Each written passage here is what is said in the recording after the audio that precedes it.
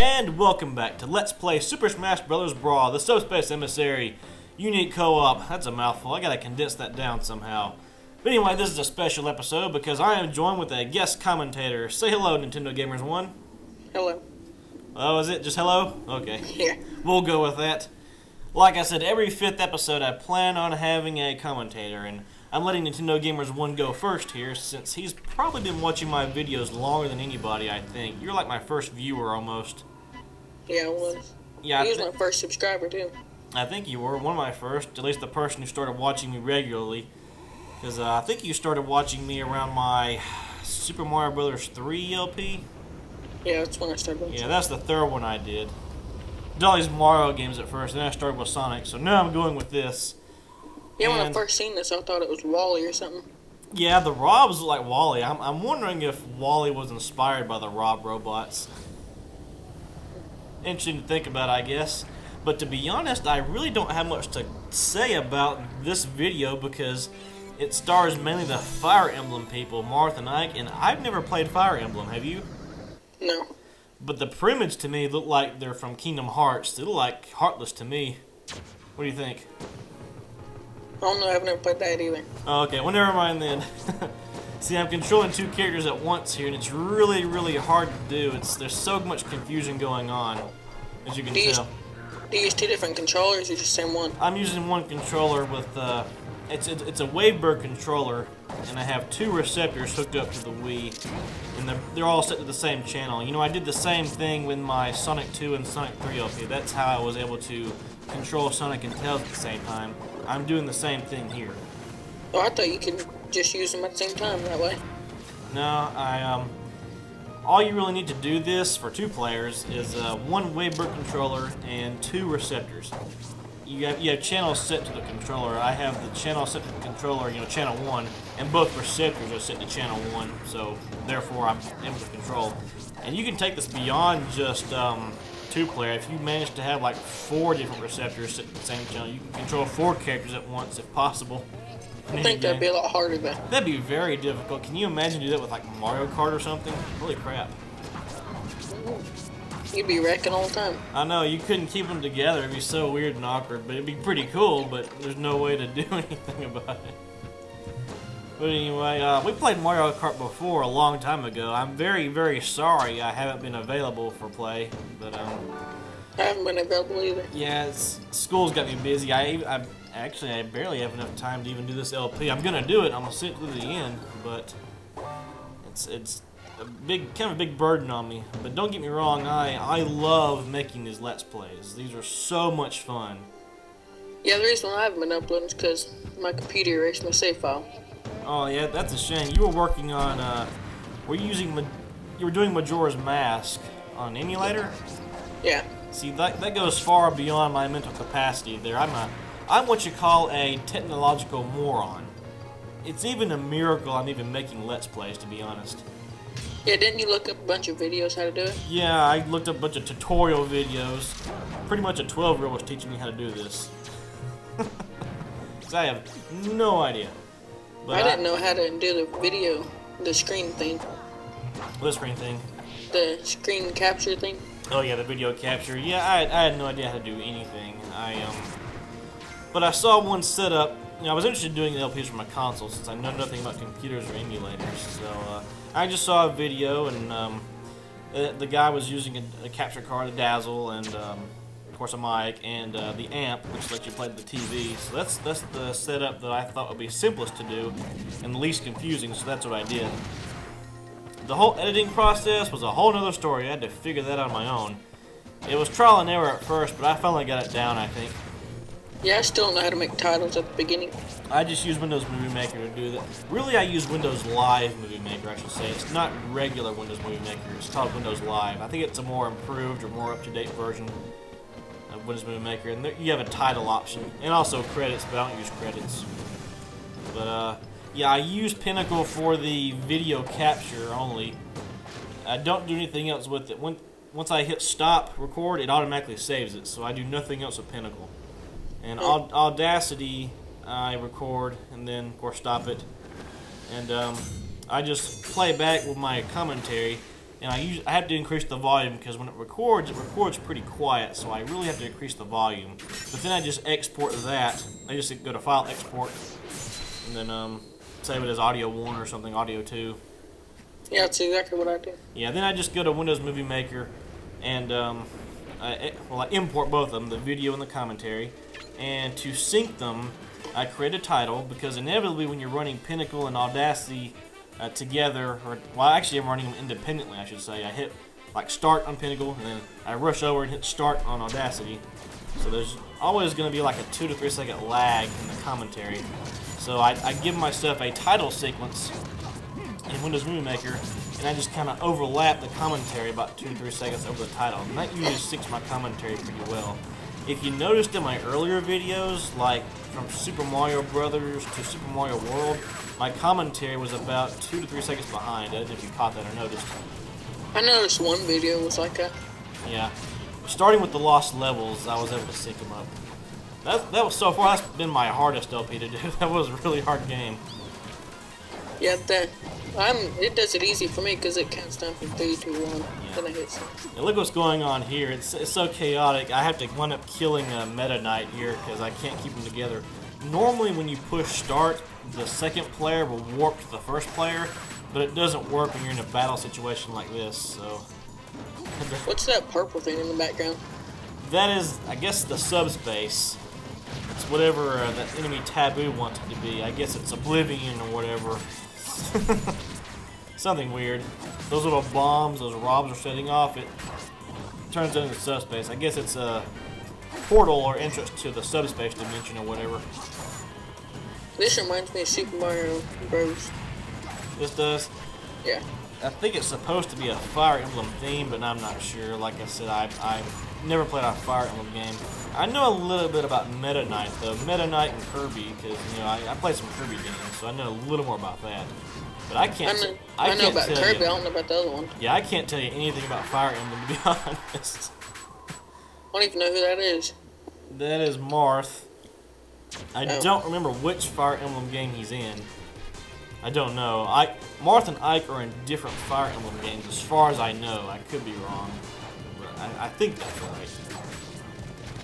Like, I know nothing about it, and I think Primids look like Kingdom Hearts enemies. How long can you fly with that person with the wings? I don't remember how many jumps he can do. I want to say just about as many as Kirby, about 4 or so. He's got pretty good recovery. If you knock him off, he can usually recover and get back on the stage. He's good in the air. And, yeah, these enemies are so annoying. Sometimes they take so many hits to kill. Sometimes they take very little. It's always inconsistent. You never know. Yeah, that thing that you just killed reminds me of Super Mario 64. The thing that makes you fling up. Yeah, I know what you're talking about. The thing that has a little mat, and you step on it, and he throws you over there. That's so annoying, like in Wet Dry World. Jeez Louise. Yeah, and them spiders that are in there. Yeah, I know exactly what you're saying. Those are water striders, yeah, but I know what you're talking about. See, I almost die here. Holy crap, gotta get up. So yeah, yes, press Start, and then, there you go. He warped to me, that works.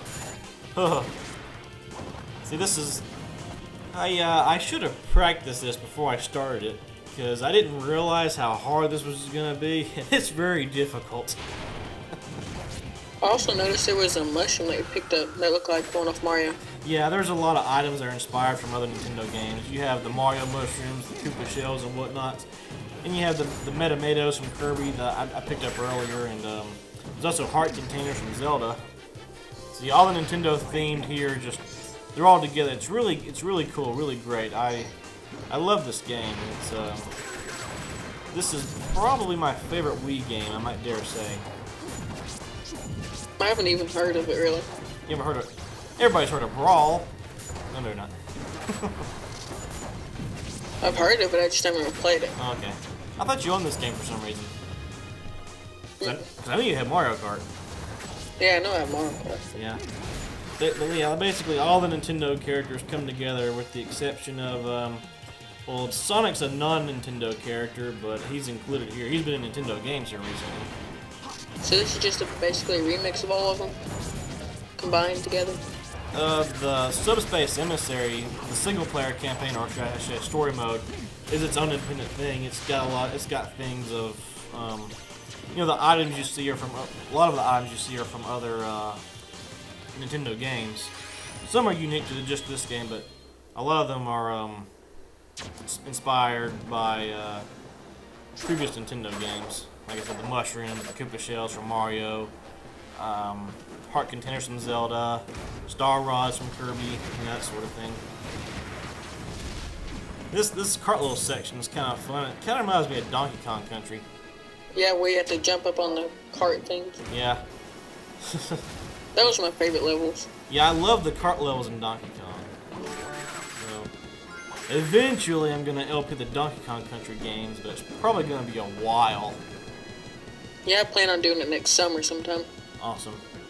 Because now that I'm pretty much down to uploading one episode a day, it's just going to take forever, because a lot of these LPs will go a long time, and you know, a lot of the more popular LPers will tell you, don't upload more than one episode a day, because you don't want to oversaturate, you know, your account or whatever. You don't want to.